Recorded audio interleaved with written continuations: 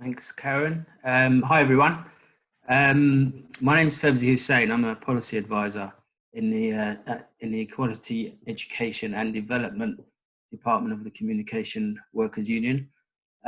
Really honoured, really, to be part of this event, helping the Northwest women promote assertiveness and confidence kind of programs within your region, and really delighted to be able to introduce our guest, Sibel Hodge, the author.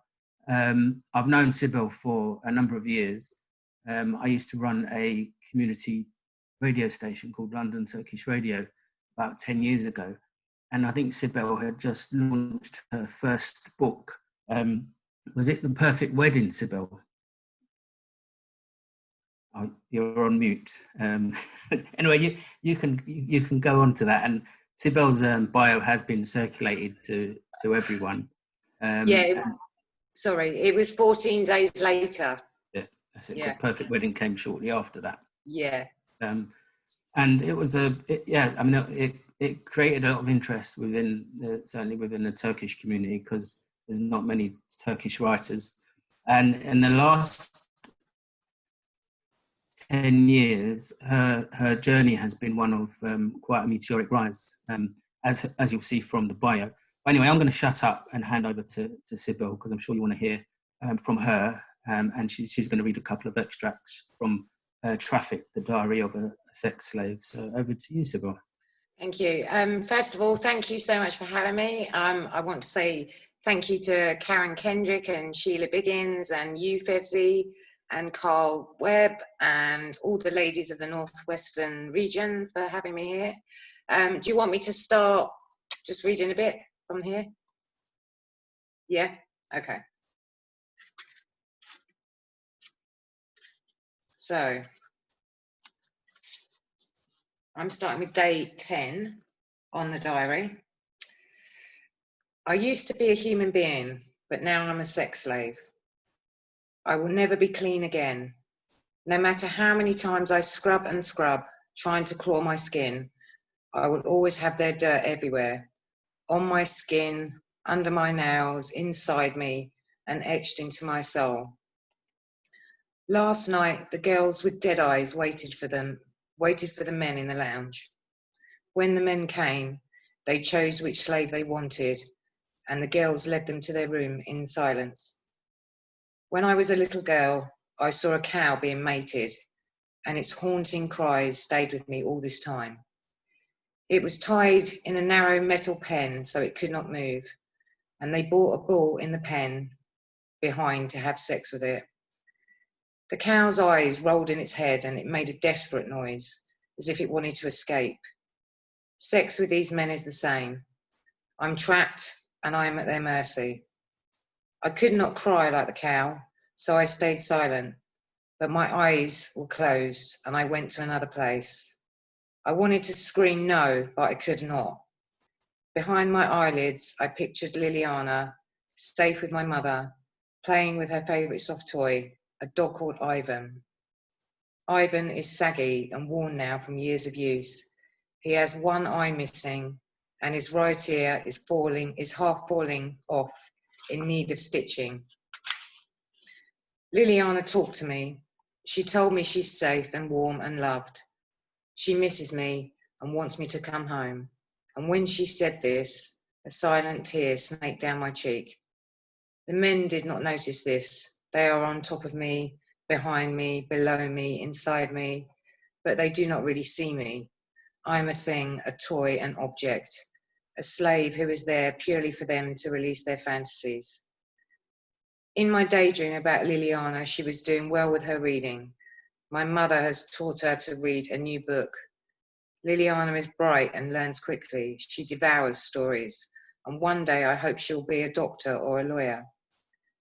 She had a dusting of sugar around her mouth from eating too many sweet biscuits my mother loves to make. 10 men had sex with me last night. Part of me feels such strong emotions and part of me feels like it has died. I'm grieving for the part of me that I will never get back. I'm ashamed, guilty, disgusted. I feel hatred and anger, but I cannot let that show. I had to pretend I enjoyed it, and it made me feel sick, physically sick to my core. And there is a part of me that feels numb because I do not want to think of what has happened to me, what is happening to me. It seems like I have become a ghost trapped in a 22-year-old body, looking out at the world, but no one sees me. And when I think about Stefan, I know our lovemaking was real. It was gentle and unselfish. I try not to think about that because I miss him too much. And I know I will never be normal again. I will never think about a lover in the same way as I did with Stefan. My scars will not show, but they will torture me forever. Why did this happen to me, to the other girls? Doesn't anyone else know what is going on in the world? Why don't they send someone to help us? I feel sorry for all the bad things I've done in my life, but I will never believe that this is my fault. I never asked for this. I just wanted to give my family a better life. Now, when I look in the mirror, I have dead eyes too. And then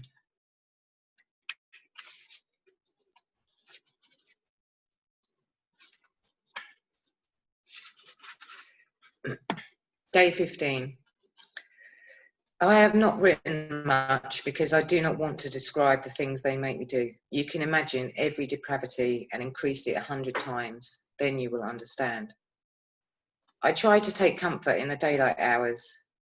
The girls are not allowed out of their rooms, and we can watch TV and make food for ourselves when we are not working. I do not eat much and can see my ribs and hip bones jutting through my skin. My cheeks are gaunt and my hair is dull and lifeless. Every few hours I think about killing myself. Maybe I would be better off dead. But then I think of Liliana and know I can never do it. Most of the girls do not talk about where they are from or who they used to be before they were stolen. I trust no one now. How do I know they would not repeat what I say to Angelina or the rapist? I do hang around with one other girl called Sasha, who is from Russia. I never speak about my own situation, but we spend time in each other's rooms. And she told me how she was trafficked from her small village 3 years ago. She was living with her mother when two men came late at night and banged on the door. Her mother was working a night shift at a chicken factory, so she was not there to try and protect her. When Sasha opened the door, the men knocked her unconscious, and when she woke up, she was in an apartment somewhere. She stayed there for a week, as the men and his friends took turns with her. They sold her to a trader in England, and she was forced to work on the streets or in massage parlours. Recently, she was sold to a sauna, where she was locked in her room 24 hours a day. The men who came and had sex with her every night would often be drunk and beat her. The sauna charged £50 per customer, but she never received any money. She tried to tell some of the men what happened to her, so they would take pity on her and get her out. None of them did. They did not care how she got there. When she refused to do things for the men, the brothel owner beat her up. Half her hair was pulled out, and she had broken fingers and toes where he stamped on them. He broke a rib as well that hasn't healed properly and sticks out at a strange angle. Sometimes she has trouble breathing. As she described this, I could actually hear the crunching of bone in her words. She took off the wig she wears and showed me how her hair is not yet grown back properly. After the beating, she was sold to Angelina's boyfriend and arrived here. In the last 3 years, she's been sold 8 times, but she said this is the nicest brothel she has been imprisoned in. Do I take comfort in that? It is strange, but part of me does. There are worse places I could end up. She told me of another girl she met in England who was from Moldova. She managed to escape and went to the Moldovan embassy, who arranged for her to return to her home. But when she arrived, she discovered she was pregnant. The gang that originally trafficked her tracked her down, raped and beat her, so she lost her baby. They killed her family's pet dog as an extra punishment and threatened to kill her family if she escaped again. She was then re-trafficked back to England. Some of the girls Sasha knew have gone missing suddenly, and she thinks they have been murdered. Sasha wanted to tell me more, but I stopped her. That was enough for me to hear for one day. I want to know because it might help me save myself. I want to know what makes people do this to us. I want to know how these things can happen in the 21st century. I want to know if I can ever find a way to escape. And then I picked one from day 37. I have made a very big mistake and I cannot change it. Now my situation is far worse. Last night, when the policeman came, I acted willing, compliant. I wanted one of them to choose me. Inside, I cringed as I draped my arms around them and flirted as if I wanted them. Flirted, to me, that word implies that I am free to do as I choose. One of the younger policemen I had not seen before could not resist me. It was easy to get him into my bedroom. I was playing a game, sexy, teasing, but nearby in the corner of the room was my bag, ready and waiting. I undressed him slowly as he licked his lips at the anticipation of what was to come. I unbuttoned his shirt and threw it on the nearby chair. It was easy to undo his belt with his gun and handcuffs on it and drape it over a nearby chair. For once, I was in charge. He let me handcuff his arms to the metal bedpost as I undid his trousers, hinting at what was to come, something kinky. All the time I was thinking about getting to Liliana. I knew I would not have much time. I had to use it wisely. I blindfolded him with a black scarf and told him I had a surprise for him. He had to be patient and wait a few more minutes. And as I grabbed his gun and disappeared into my bathroom, I hurriedly pulled on my jeans and a t-shirt and some flat shoes. I slipped out of my bedroom and locked the door from the outside. The corridor was clear as I rushed along and down the stairs with the gun in my hand. I knew the rapist would be in the kitchen playing cards with the other guards. I had to try and make it through the lounge to the front door before he knew what was happening. I prayed that I would make it out of there. As I rushed through the lounge, there were two girls in there chatting. They looked up with surprise as I sped past them, grabbed the handle of the front door and turned it. It clicked open. Never had a sound filled me with such joy. I stumbled into the night, running as fast as my legs would go before they realized what had happened. The dark night sped past me as I traveled through unfamiliar streets. It was probably about 5 a.m. I did not know where I was going, just that I had to get as far away as possible. I kept expecting to feel a hand grabbing my shoulder and pulling me back, so I did not dare look behind me or slow down. I ran past bars and shops and houses and apartments until my chest hurt and I could no longer breathe. I passed men in the streets who turned their heads and stared at me, but I did not stop. What if they were friends of these people? I found an alleyway behind a building and crouched in the dark shadows. I wiped my fingerprints off the gun with my t-shirt and threw it behind a pile of rotting rubbish. My plan was to wait there until I caught my breath, then somehow find the Moldovan embassy. I would get home. As my breath finally slowed down, it hit me what had happened and I started shaking uncontrollably. My t-shirt was soaked in sweat and my jeans clung to my legs. One of my shoes had come off as I was running, and it was only then that I noticed blood coming from cuts on the soles of my feet. I had escaped, but what would they do now? Would they try and find me? How could they find me in this big city? Would they try and find Liliana? Surely they would not be able to steal her from the orphanage. There would be adults there all the time to supervise the children. I did not know how to find the embassy or consulate. I had no money for a bus. Would a stranger help me? I took deep breaths, gulping for oxygen to calm me, and walked tentatively back to the street, looking up and down. I needed to find a woman or a couple who would help me. There was a bar a little further down. Maybe they would be someone in there. No one in the bar spoke English. They gave me odd looks and shrugged their shoulders at me. I must have looked dishevelled and strange to them. I walked on further down the road to a small shop. There was a woman just opening up and stacking newspapers outside. At last, someone who might help me. I tried to explain I wanted to get to the embassy, but she could not understand what I was saying. As I stumbled further down the street, a taxi driver called out to me. "I have no money," I cried. but I need to get to the Moldovan embassy. Can you help me? I pleaded with him. I did not want to get inside a vehicle with this man, but what else could I do?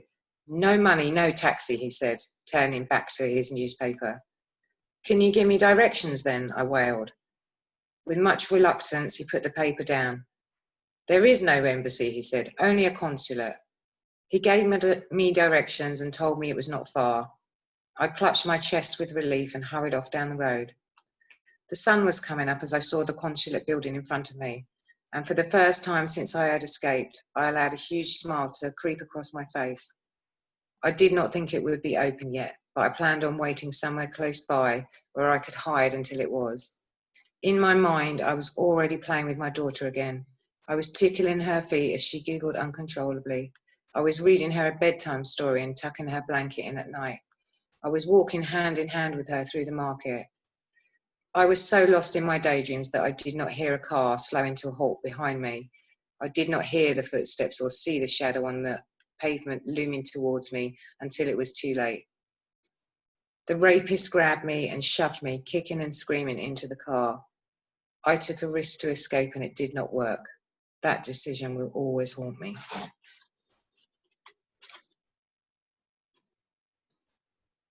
Is that enough, or do you want me to read some more?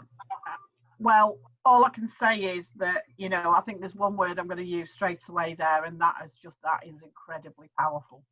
Incredibly powerful. Thank you. I don't think there's one person there who's not been moved by that at all, Sibel. Right? For me, it was too realistic. My imagination, right? I read a lot anyway, and it created that picture. I think, you know, the way you've expressed that and the way has really captured the emotion, right, you know, that's actually behind this. Now, you know, okay, I've said to people about asking questions and things, but one of the things that I'm interested to know is, having seen the sort of range of the books you do, and I know you've won awards for children's books and stuff, and is it your latest one? Is it a vegan food book? Yeah, vegan cookbook. Exactly. Yeah. And I sort of looked that up and I thought, look at it, you know, she's such a broad subject, but what actually inspired you to actually take this up as a subject, right? You know, because I know you're quite, you know, you're active and stuff like this, but I mean, what inspired you to actually go down this route?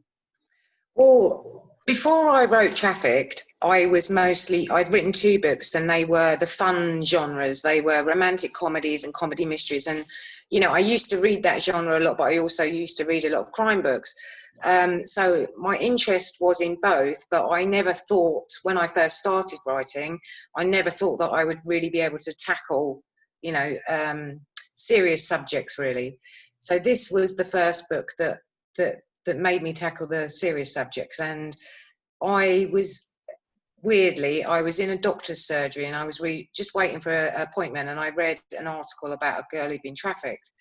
And then I remembered that I'd seen sort of a docu-series, and it was probably about 5 or 6 years before that. And it was about a girl who was trafficked. It's a mini-series. And that was so powerful to me. And I realised that in between, you know, you watch it and it affects you, and then you sort of kind of get distracted with your life and you get on with things. But I realised when I read that article that there had been really nothing in the mainstream media, nothing in, you know, no attention brought to this. And I thought, I really want to do something to raise awareness to this subject. But, you know, I didn't know if I could do a serious subject or not. It involved obviously quite a lot of research, but I thought, no, I'm going to do it. I want to do it. I have to do it. So I did.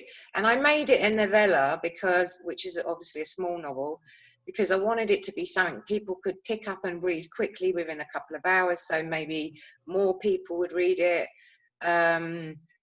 If I wrote that book now, I would write it as a novel, and I would write it probably more hard-hitting, more impactful, because that book was the one that actually got me into writing about more serious subjects. And particularly, I've written several books about trafficking now, but different types of trafficking, and also a lot of women's issues, you know, social issues that affect women, abuse that affects women, But that was the one that sort of led me on that journey really to the serious subjects. Yeah. Yeah. Now, and I know Karen Reagan's put something in there in the chat box. Karen, do you want to make a comment? It's not just questions. If you want to make a comment about, you know, how this has affected you, or, you know, an interest that it's raised and stuff. So, where's our friend Mrs. Reagan? Do you want to turn your microphone on, Karen, and talk, or do you want to stay hidden? Because I can't hear you. See if she's going to come in or not. Right. Okay. She hasn't done at the moment. Okay. She says she can't do it. Right. That's fine.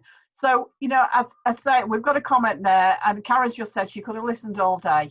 Right. She's found it enthralling. She said she wants to know a lot more about, you know, the girl in the book. So maybe, you know, if you could tell us a little bit about, you know, your research. Is she based on one person or lots of different people? Right. And I know I'll bring Sheila in afterwards, because she said she's actually read the book, right? So she knows, you know, she's found that really fantastic from a point of view of seeing something you wouldn't normally see, right? Yeah. And then I think Tana's put a question there and saying, did you interview any girls that have been trafficked? Which I'm guessing you probably did. So I think if we can roll those sort of into one, you know, find out a little bit more about the research you did, right? And what, you know, whether it's based on one person or various people. And also, you know, and to say, if anybody wants to make a direct comment, we'll find out a bit more about it. Yeah, most of my research, when I'm writing a particular character, it will usually be based on multiple people and multiple people's experiences. And yes, you know, I've spoken directly to people, and I've also looked at investigative reports. The research for the thrillers that I write that are based on reality take a long time, take up a lot of time. But you know, you're talking about really serious subjects, really hard-hitting subjects, and you want it to be as authentic as possible. And the hard bit is getting so much information and condensing it down to make it readable and to make people be able to relate to the characters and the situation. Because you're talking about mainstream fiction, which is what I want, what my aim was, because, you know, this stuff doesn't get talked about. The things that the topics I sort of tackle are taboo, what is called taboo, you know, taboo subjects, but they have to be talked about. People have to know about these things, because how do you raise awareness otherwise, you know? So so it is starting that conversation, and I think, you know, for some of us, we've had that conversation in the past, but, you know, we have raised a lot of awareness. I mean, I noticed you were nodding, you know, when I mentioned Denise Marshall, because some of us have had that. Now I think Fev's would like to come in, and he's got a question at the moment. So Fevs, do you want to bob in? Yeah, just trying to remember my question now. I mean, as you say, Sibel, it is a really intensive subject. I mean, did you manage to speak to any women who successfully navigated an exit strategy away from trafficking? Because obviously that's a key part of the ending of your book. So I wondered if that was your creative imagination, or whether that was based on a that bit was my creative imagination, and that was more of a hopeful ending for it, because, you know, as we know, a lot of endings are not positive, but I did want to put a kind of a hopeful slant on the end of it, because it can happen, it could happen, and it should happen. You know, when someone gets out of that situation, it should happen. The support should be there. There should be infrastructure in place for these women and girls and boys and children and men, everybody, you know, because it's not just women we're talking about. Trafficking is a massive multi-billion-dollar industry. So you know, there should be more in place. But no, the stories I was researching were not great endings. Yeah. Right, thanks for that, Sibel. I mean, another question here is, you know, what challenges did you actually face along the way? What did, you know, with yourself? And obviously you were going into an unknown area with your Yeah. research. I mean, how did that affect you, and what were the challenges, and what did you have to overcome along the way? Well, obviously it's a very emotional subject. So, you know, but you want to put that emotion in, or I want to make it as authentic as possible. You want that emotion to get through, but it can't be too kind of graphic, because obviously that's going to put readers off. But you want it to be more of an imagination in the reader's mind. They know what you know, they're going to paint the picture themselves. Yeah, it's a challenge finding a balance between getting the gravity of the situation through and not making it too graphic, making it readable, making readers hopefully get an emotional reaction, because that's what you want in a book. The books that affect you the most are, you know, the ones that give you an emotion, whether it's laughing or crying or whatever, horror, scaring you. You know, so you want that emotional thing. But the hard bit for me, I think, was, you know, you do doubt yourself, because I hadn't done this thing before, but at the end of the day, I was like, no, I'm doing it. That's it. I don't care what happens if I don't even sell a copy, whatever. But I donate a percentage of the portion to people, organisations involved in trafficking, not trafficking, but, you know, helping trafficked victims. And one was the Poppy Project, but obviously that closed. So now it's Unseen UK. And yeah, it was just the challenge, also the challenge of having so much research and condensing it down to make it readable.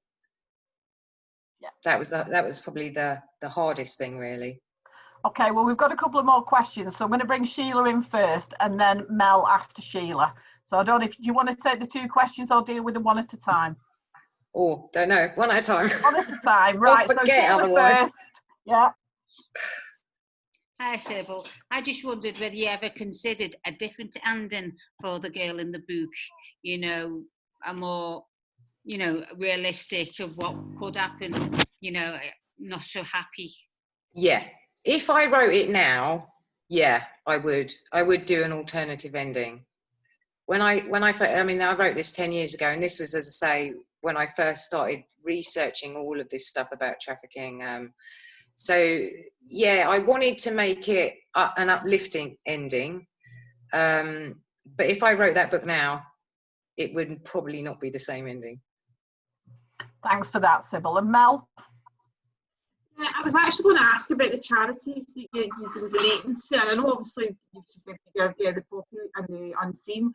Have you ever had feedback that, you know, because of your donations, that they've managed to help anybody in particular, or do you ever get anything from the charities back to give you something to say, right, my money's done something? No, I haven't, but I mean, the percentage of sales from there is a small percentage of what, you know, I give to them. So it's on a scale of things, it's probably not a lot. But no, I haven't had any feedback, but I do follow their pages and see what they're up to and that kind of thing. Okay, thanks for that. I'm going to bring Tracy in next.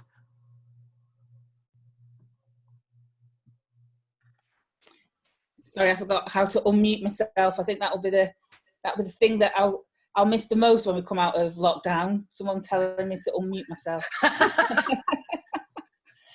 I was just going to ask you. You wrote the book 10 years ago. Mm. Have you seen a difference in the in sex trafficking? I suppose the numbers, how vicious it is, because I think a lot of us are very insulated. You see, we don't see it, and because we don't see it, we don't understand what's going on. Yeah. But one of the things I think that we are more and more becoming aware of, just because it's beginning to infect our everyday life, is the amount of porn that's out there, and the amount of porn that involves having sex with a woman without their consent. Yeah. And that seems to be becoming more and more and more of a theme. Typical, my phone's going. So that's becoming. Yeah. Sorry, one sec. I'll put myself on mute. Sorry. Yeah, I think the numbers are growing. The business is growing. It's you know, I was looking at some up-to-date figures the other day. So they were saying estimated at the moment over 20 million victims of trafficking, and they say about 54% for sexual exploitation, 38% for forced labour, and 8% for organ trafficking. But I think that 20 million is much higher. And, you know, you're looking at over 100 billion pounds a year worth industry. This is a massive industry. And it's, you know, it goes up right high to the top levels too. You're talking about, you know, government involvement, you're talking about international agencies involvement, so-called philanthropic foundations and charities, and then you have to think about like the private sector involvement. So these people are using the internet now massively for trafficking, and you're talking about banks being used, hotels, accommodation, transport. You know, so it is. People know, and there are a lot of very high up people involved, which is why it's so difficult to tackle. Yeah, I mean, you know, I don't think any of us realise just, you know, how widespread that is, and those figures that you've just given are absolutely shocking, right? I mean, just, you know, because I'm sort of conscious of time, and obviously, you know, we are sort of going to wrap this up. I'm just going to see if anyone, you know, I think the shock there has been that you've just mentioned about organ trafficking, you know. Because we know it happens in America. I know people sell their organs over there, but you don't think about that kind of thing, you know, affecting us in the UK. Yeah, I mean, this is happening globally. And when you think of organ trafficking, you're probably thinking of things like, you know, livers, hearts, kidneys, but you're also talking about children being used for organ trafficking. And, you know, this is another staggering thing. So 800,000 children a year go missing in the US alone. Globally, obviously, that's millions and millions. And, you know, the children for paedophile networks, for child sacrifice rituals, you're talking about organ trafficking specifically with children as well. So, you know, it's just like a minefield. It's a very deep, very dark, never-ending rabbit hole. Right. I mean, just you know, as a sort of final question at the moment, you know, for this, what do you think we can do, right, from a point of view of sort of to alert people to that abuse, right? I mean, for us to be more alert to that abuse. I mean, you know, how would we recognise it if, you know, somebody we thought, you know, maybe somebody's working with us or one of our members, you know, might have, you know, some involvement in this at some stage, not directly maybe involvement, but, you know, it might be affecting them. How can we be more alert about what's actually going on out there when it's so big?